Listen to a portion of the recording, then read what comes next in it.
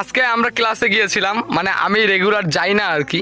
আজকে অনেক দিন পরে ক্লাসে গেলাম, এই এই যাই রেগুলার। সো আমার সাথেও আজকে এই গেছে।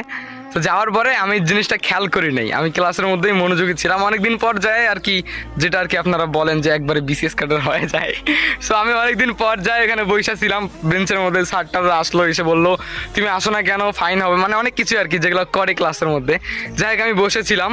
তো এখন যখন ক্লাস শেষ হয়ে গেল, বের হইলাম, আমারে কইতেছে যে দোস্ত তিনটা মেয়ে তোর দিক বারবার তাকাইছে, বারবার। মানে তুই যে তাকাইস নাই, ওরা বিরক্ত ফিল করছে। আমি বললাম যে কোন তিনটা মেয়ে, তখন দেখাই দিল আর কি। যাই হোক আমি বেশি একটা কেয়ার করি নাই। তারপরে দুইজন হাঁটা শুরু করলাম। তো যখন মেয়েদেরকে ওভারটেক করে আমরা কিছু দূর আগালাম, তখন মেয়ে তিনটা বলে যে এত ভাব ভাব দেখলে বাঁচি না, এই কথা আমারে কইছে। হ্যাঁ, তো ওই কথা শুনে আমি ওখানে ব্রেক করছি। তো তারপরে পিছন পাশে ঘুরছি, ঘোরার সঙ্গে সঙ্গে